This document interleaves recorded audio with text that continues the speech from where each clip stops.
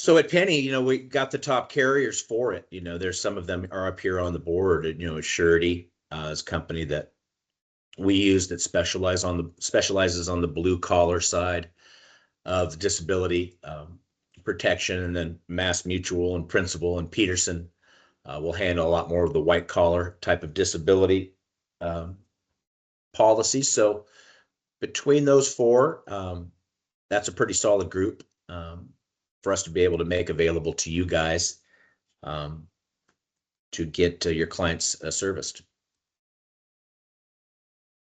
Okay. So I just kind of listed the products by carrier. And as I just mentioned, the surety there, you can see target clients, blue, gray collar client. And as you go down the list, Mass Mutual and Principal or white collar. And then Peterson is actually more for impaired risk, so you're less healthy individuals. That would probably be a best match there for Peterson. But between the four, I think we can satisfy the majority of clients and getting them something that'll help protect them. Protecting their income. Yeah, that's really important. I fortunately have never been in a situation with a disability, but I had a very close loved one that has, and it was rough for them since they didn't have something already in place. And it would have been something very easy for us to put into place if that conversation was had. I, as a family member and as an agent, tried to breach that conversation with them a couple times, but there was some resistance. So it's one of those things you got to keep coming back to them with, and really keep in their face that that's a big thing that they don't want to overlook. So a plan to correct their income, protect their income rather, as the number one thing, and working DI into the conversation and the presentation. That's kind of what I was just talking about. We're often so busy presenting life insurance solutions or investment solutions or whatever else we're talking to our clients about. And I've been guilty of that in my career, that I've left DI out of the conversation at times. And it's something that I would recommend that, especially if you have a good relationship with your clients, working that into the conversation is critical, at least making them aware, and let it be known that they have options for that you can help them with. We can only do so much. You've heard the expression, you can lead the horse to water, but you can't make them drink it.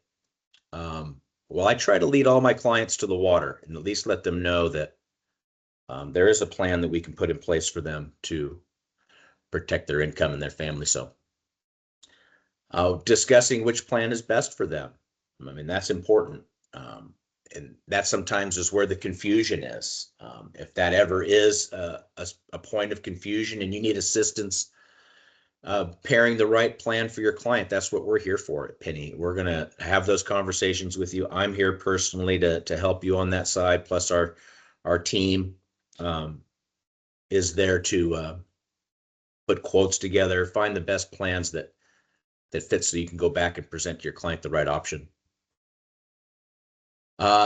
This is the incentive to return to work. Well, that's what I was talking about prior, that, they don't usually put your disability where your income is, because if you making the same money disabled, it doesn't leave a lot of incentive to return to work. Cost control, depending on how much coverage you actually put into place, is going to determine how much cost and premium the plan is going to be. And factoring in tax considerations is a big deal too. Now, I'm not a tax expert, but letting them know the tax implications is certainly an important thing to bring up too. Now, turning the page from, your regular type of client, husband and wife, family type of client, and, are your clients business owners? Business buy, sell, disability. I mean, how would a business be impacted if one of the main principles there was to become disabled? Okay, so find out how buy, sell, disability insurance can help. Let's have that conversation. A lot of your clients have businesses. They're business owners. They're not employees. So If that's the case and you have people in mind, let us know. We'll work on a case and try to figure out a solution to present. Overhead. If your client is disabled, who pays the equipment, leases, rent, and employee salaries while they're out of work? Yeah, that's a big question.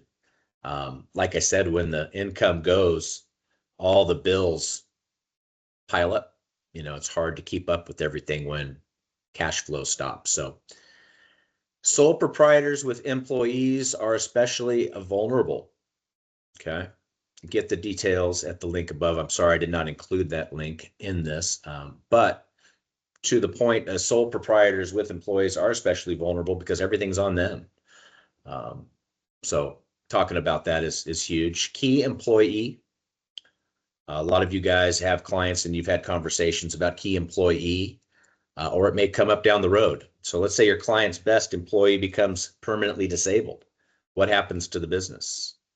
Your client worked very hard to build. Help them protect what they've built with key employee disability insurance.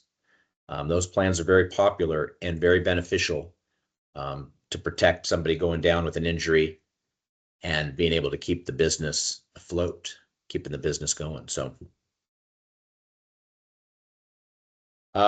just some closing thoughts on disability insurance. And this is kind of where I'll focus on the end here, is establishing the need. The need is there. I mean, I went through all those bullet points that kind of outlined exactly how many people are in need of this product. So think about that as you're having your presentations. And it just comes with a little bit more conversation and a few more questions, getting to know your client a little bit better. And as you do that, you build the trust. They'll share with you. And you're not going to be able to sell a disability insurance policy with every presentation and every client you sit down with, but some of them may have things already taken care of when it comes to that. But do yourself the favor and always have the conversation, so at least you've checked that off the list. You'll never know what you'll uncover and what you'll find. And what's always been powerful for me in sales is being able to share a real life story.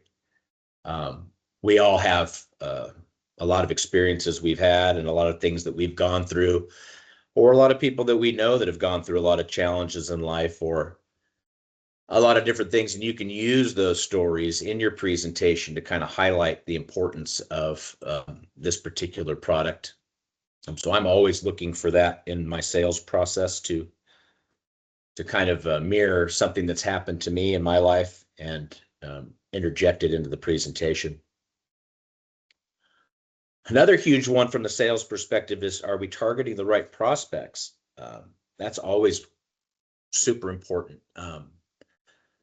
Like the slides showed in the previous slides, that there's 80% of people out there that don't have a disability policy in place.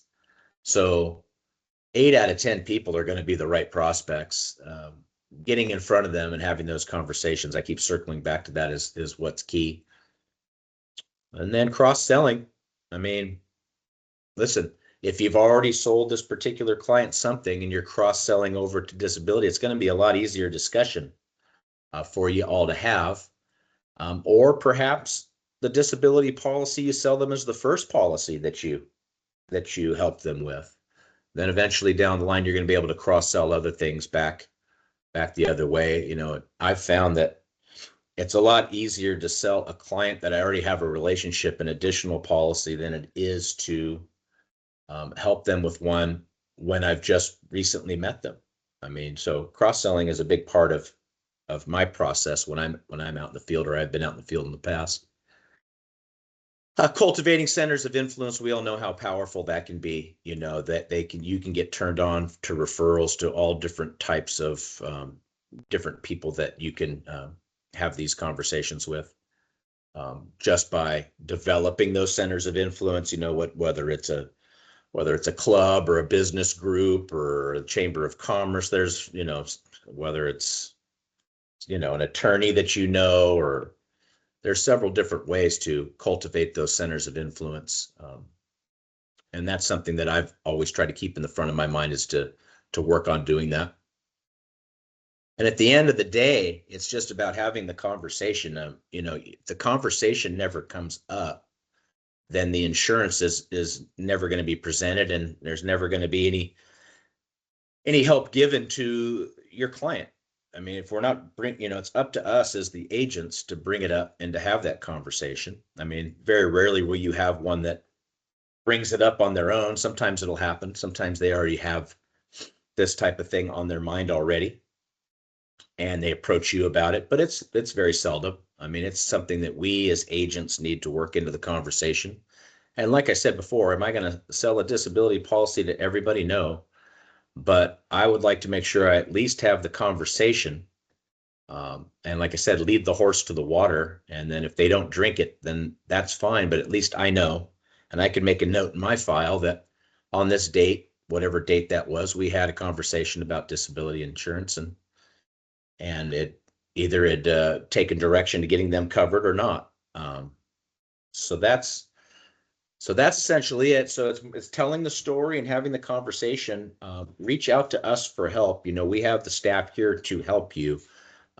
Whether it's you want to bring in your applications and take care of everything yourself, if you're the type of agent that likes to do everything from A to Z, that's fine too. If you're the type, we have a team, the A team, we call it, in place. So that all you got to do is fill out all the information on your clients, turn it over to them, and they will drive all of the applications through, push to get electronic signatures, handle all the requirements, take over everything for you guys so that you can continue to be out in the field and make more sales. So lean on us, lean on our internal A team to help you with that. And even if you're a PC agent out there, and you're not even writing the disability insurance, you can turn the referral over to us and just connect us with the contact information that's needed. And our team will take over everything, find out, what they possibly might need, close everything for you, do everything from beginning to end. And then, that's just a 50-50 split between Penny and you, just on a referral basis. So no matter what sales situation you're in, we're here to help however you need us to. So with that, I will end. Once again, that's my contact information up on the board there.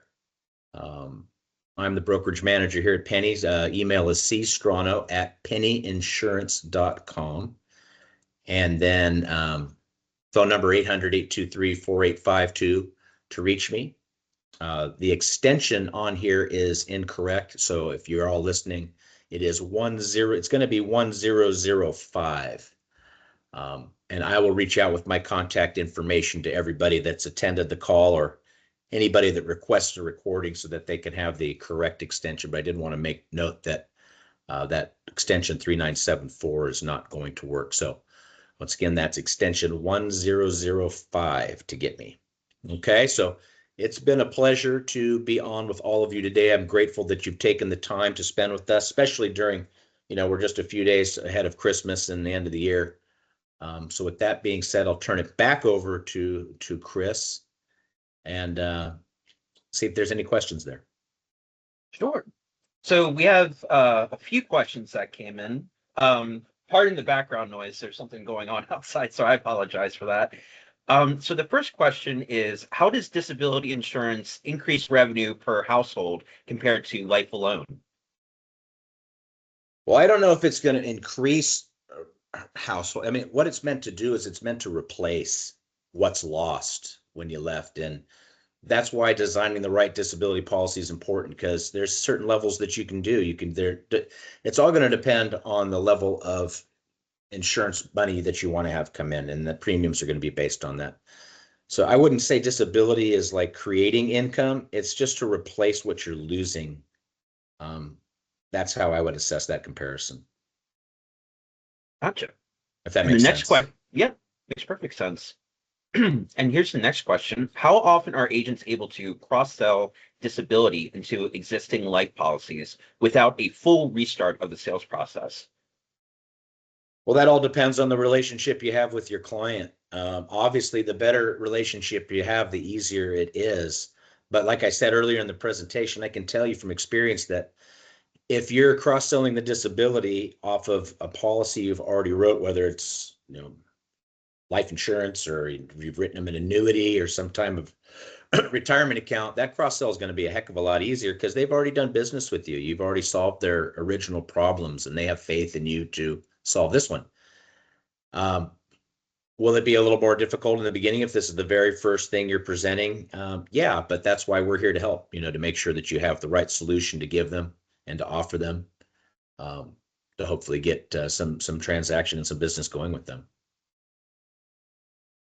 And the next question is, what's the simplest way to introduce disability without extending the appointment or overwhelming the client? Well, that's a great question, actually. Sometimes not everything can get handled in one appointment. Oftentimes, especially with stuff like this, I like to usually do two appointments. And the first appointment, when I go on it, I'd like a lot of it's about fact finding, getting to know them, kind of building some trust and some rapport, and really focusing my first appointment on that, not trying to jam everything down them in one shot. Because it can be like drinking out of a fire hose if you're talking about too many things at one time. What I try to do is just try to go through a fact finder with them. Everybody has one that they sort of work off of. Um, get a picture of where they're at and what they're really needing, and where they've got things really dialed in and where they can use some help, and then come back on a second appointment and kind of illustrate, the highlighted areas that there was an issue, and match up the solutions to them. Then if you break it up into a couple of appointments, it's not, I've found, so overwhelming. Gotcha. And the next question is, how many disability policies per month does it realistically take to add six figures in annual income? That's a great question. That's something that I would have to calculate offline. Whoever asked that question, it's a great one. And I'd love to sit down and have that conversation and kind of do the reverse engineering on that and the math. So please feel free to reach out to me, and we can drill down on that a little further. And it looks like we have one more question. Yeah, sure.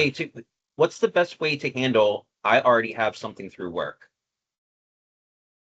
Well, that's great, but you're not always going to be working. So I always just try to, depends on the age of the person that's asking me that. I start with that. If they're young and ask me that and they're employed, that's great. They could be covered through disability for quite a while if they stay with that employer.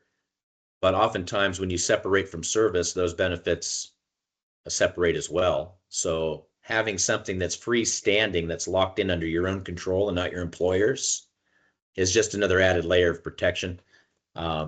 I have had several employers through the years, and I've had disability through them. And at one point in my mid 30s, I just decided to jump in and get a standalone disability, just so I had control. Just offers you a little bit more control of your benefits. Awesome. Thanks everyone for joining. Chad, do you Good, have great any questions. closing? No, Do you I have was going to any say closing those remarks? are all very great and sharp questions. And if I didn't answer everything as well as you would have liked, I apologize. I try to do my best. And if you're still scratching your head on certain issues, reach out to me. Let's talk individually, and we'll get to the bottom of whatever it is you're stuck on, and hopefully unlock a lot more sales for all of you guys in the new year. Well, thanks so much for joining, everyone. We'll see you next time. Thanks again. Thank you all. You guys have a great holidays, everybody. Thank you, Chris.